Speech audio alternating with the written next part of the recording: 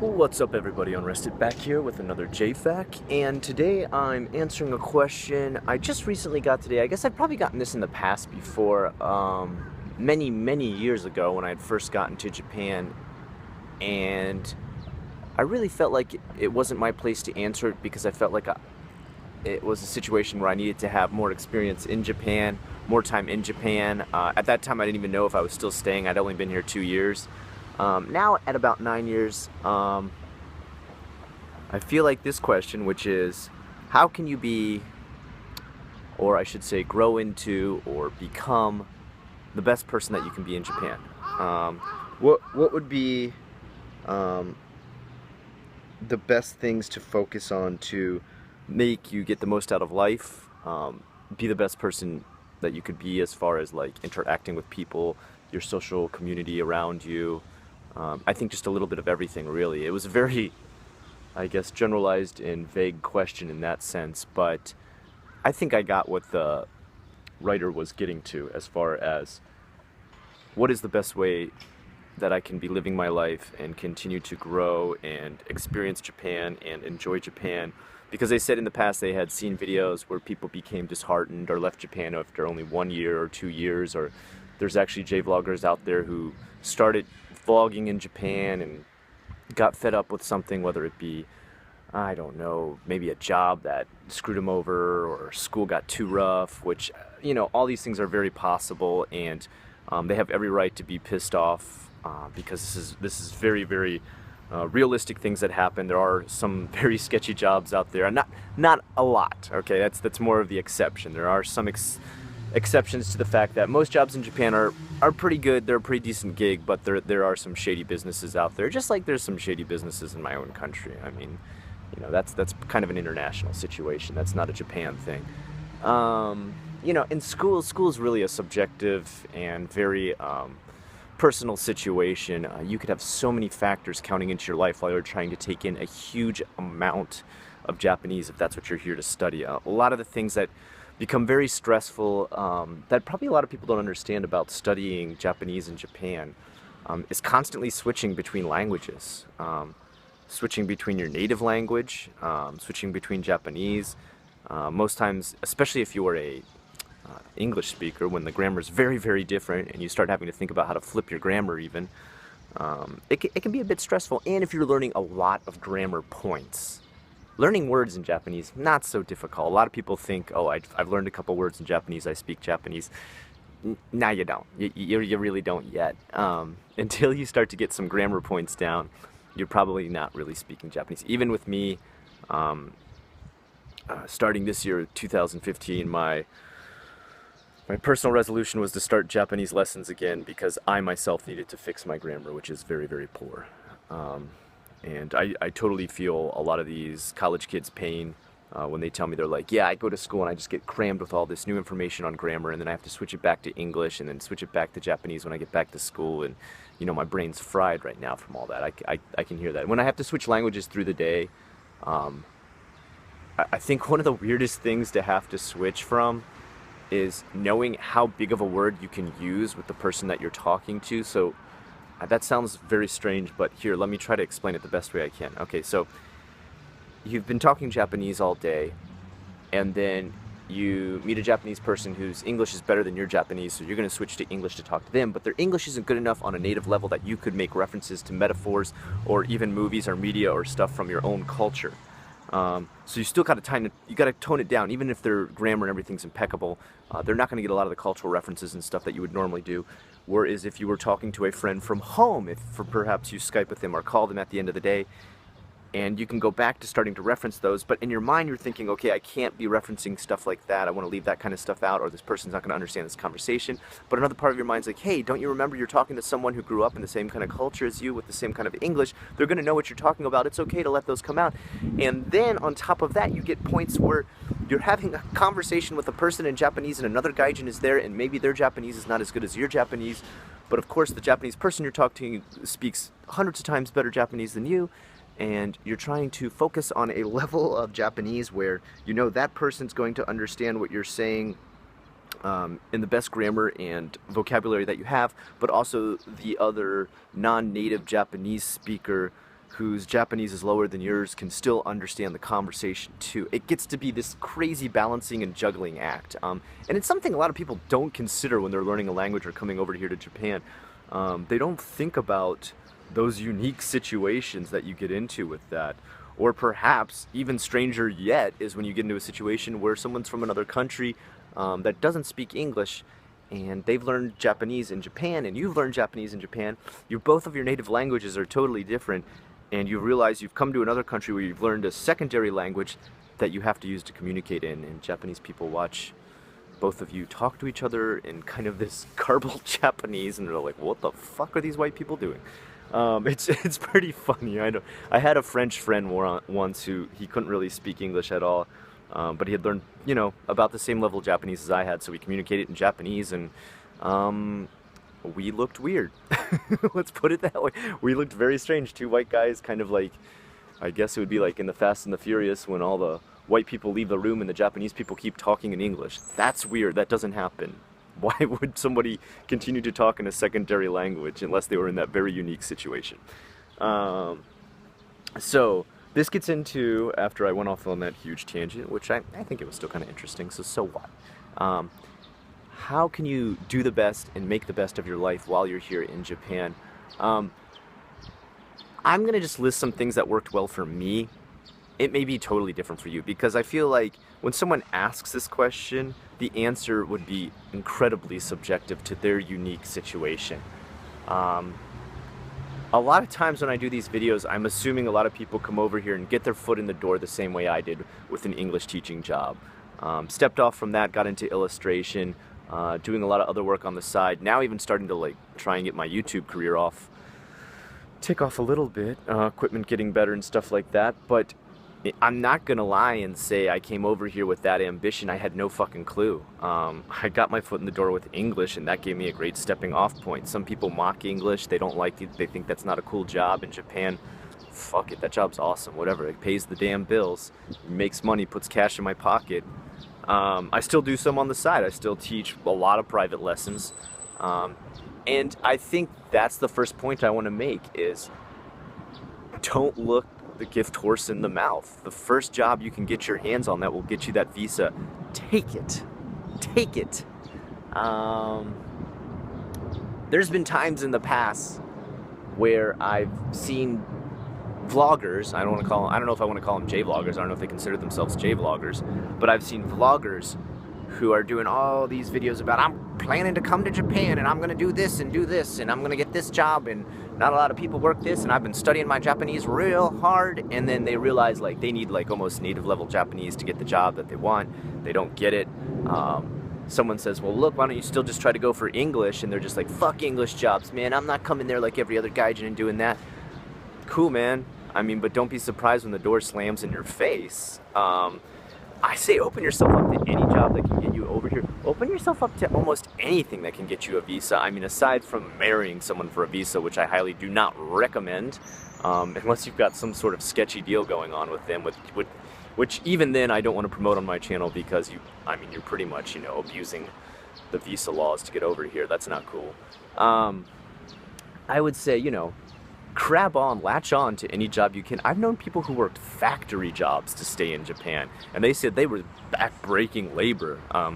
I personally probably couldn't do that, I'll be quite honest. Repetitive jobs they're hell for people with ADD, and my ADD would most likely make me run my head through a wall if I had to work a factory job. Nothing against factory jobs at all. I just personally, more power to you that can work that and make some decent money doing that. But I personally, I couldn't. I'd run my head through a wall. I'd go crazy. I can't continue to do the same thing for hours on end. So yeah, number one, don't feel you're above any job to get here. Latch on to whatever you can to get that visa and get your foot on the door. I would say, and this is something I need to yell at myself for not doing. I fucked up. When you get here, study your Japanese like a madman. I started out like that. I started out studying so hard. I was so amped. And don't let that down. Don't stop doing that. I did. I dropped the ball for a while. I mean, I didn't totally not speak any Japanese or anything like that. I was going around and speaking conversations and stuff like that. But I feel like my Japanese didn't progress for a good couple of years because I wasn't hitting the books, mostly due to the fact that most of the books I could get my hands on were stuff I already knew, but I needed to get to the next level. If that was stuff I already knew, that's no excuse, and I should have registered for lessons, which I finally did now, and that's bullshit. I should have never waited all that time. Don't do what I did. Register for lessons as soon as you've blown past all those first couple of entry books. You're gonna get past, like, you know, Genki Japanese, Japanese for busy people, everyday kanji, you know, maybe you're gonna first get your feet wet with Rosetta Stone, which is just like the most basic of basics. Japanese coach on your Nintendo DS. I mean, those are just like teach you a couple words, and you'll barely be able to communicate in Japanese if you learn those, but they're a great starting point. Cram your head full of those words to get started. Jump into the next level of those books, getting up through level 1, 2, and 3 of those books. If they've got more, do those too. After you've blown past all those books, everything you read in them becomes boring crap and too basic for you to go above like just normal everyday buying something at the store. Shove yourself into a goddamn class like I should have done and finally did now. Kick your ass into motivation. Like it's something I really regret. I feel like I'm way behind a lot of other people in their level of Japanese because of the fact that I took so long to enroll in the class. At 9 years here, I should be speaking on the same level as like Tokyo Sam, who can speak shitloads better Japanese than me. You know, I obviously I'm not going to be as good as like Give Me a Break Man, of course Hiko Simon, who, you know, speak on a, I guess, Hiko I can at least say I know speaks on a native level, I guess Victor does. Would he say he speaks on a native level? I don't know, sometimes he's pretty critical of his own Japanese, so I'll give him that. I'll say, yeah, he speaks amazing Japanese compared to me. Let's see, what else could I say grab a hold of and make sure you do it to make your life richer. Oh, okay, so I guess one thing I kind of spoke about before is if your goal is to enjoy Japan long term, to make your life good here long term, get yourself past the dip that you go through after that honeymoon period. I've talked about this honeymoon period multiple times. It's the first 3 months when you get here. You have a fucking great time. If I could rewind and go back to those first 3 months and live them over and over again, I would. It was so fun when I first got here. And I'm not saying now it fucking sucks. You know, I haven't become Ryan Boundless bitching about Japan every day. No offense, Ryan. Cool videos. Good stuff. Yeah, it's just that when you get here, it's like a fucking candy land. It's wonderful. You're looking around, everything's awesome, lights, places you don't understand what the hell they are. You're amazed with customer service. Everybody's smiling. Everyone seems friendly and Genki. And then you realize, oh shit, I'm living here forever. And that's when you got to buckle down. And life gets real. Japan gets really real. You start to realize you have to pay things like taxes, you know. You have to figure out how insurance works here. You might get sick and have to go to the doctor. Something bad goes down at home and you can't be back in time, or it would just be impossible for you to be back in time. For example, my grandfather died while I was here, and it was impossible for me to get back to go to his funeral due to my work. I would miss so much work that I would have dropped tons of clients, lost a ton of money, and unfortunately, like, you know, been way back on payments on everything if I had done that. So I just couldn't, unfortunately. My grandfather was cool about it. He actually kind of planned out his own death and everything and was like, don't worry about it. I talked to him a little bit on Skype. He was just like, yeah, I'm peacing out soon. I'm telling the doctors to take all this stuff off of me. And that was kind of goodbye, man. But I mean, you know, it's sad. It sucks. It's horrible. But it's something I had to push through, right? Like, and that's the thing. Oh my God, what the fuck? This guy is pissing in a public park. Dude, check this shit out. This motherfucker. In a little kid's park, see, because here we are in a little kid's park. This motherfucker is pissing in the park. That's nasty, dude. Kimochi waru yo. Kore wa kodomo no koen. Mo hazukashi desho? Oh my God, dude. Kore wa kodomo no koen. Yaro? No shame, bro. The fucking old man whip out his dick and piss in the... Oh, whatever, man. If you're wondering what I said to him, I said, aren't you fucking embarrassed? That's pathetic, dude. What are you doing in this kid's park? Pissing in this kid's park. Oh, man, old men, dude. Smoking in the park and fucking pissing in the park. Old men in Japan, come on, man. What's going on, dude? Fucking get some goddamn shame. Oh, man. Jesus Christ. Sorry, we got the sun in front of here. Sorry you guys had to see that. I just, the kids' park, man. Piss. And your penis out in front of little kids. Fuck. All right. Let's see. What do we got? Where the fuck am I now? I totally got myself off. I don't get as angry when people do stuff like that. Smoking makes me more angry, but like, Jesus Christ, dude, come on, man. Now I'm off track. I'm laughing so hard at that inside my head.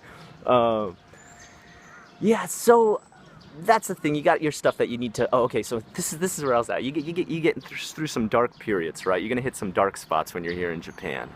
You will go through some dark stuff. I mean, you'll reach times where you're like at this weird level, this interval in between living in Japan, having to live in Japan, and having to know how to read things, but you can't yet, or having to go out and buy things that you need, necessities to live, but you don't know how to ask for them. And you've not been here long enough to learn the language well enough to do that, so you get really frustrated. For me, that was like the 2-year point.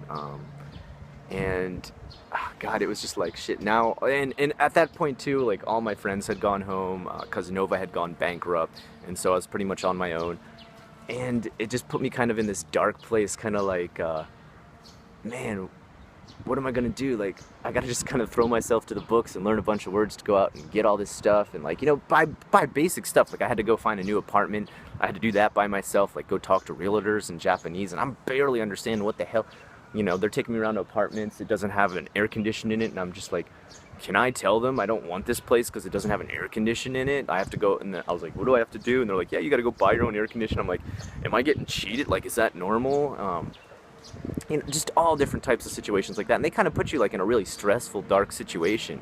But you'll get past that. You'll learn enough of the language. I mean, even with no studying Japanese, I mean, you would still, start to understand a lot of what people are saying, unless you're just horrible, incredibly horrible with languages, which I'm pretty bad. So if I can do it, you can do it.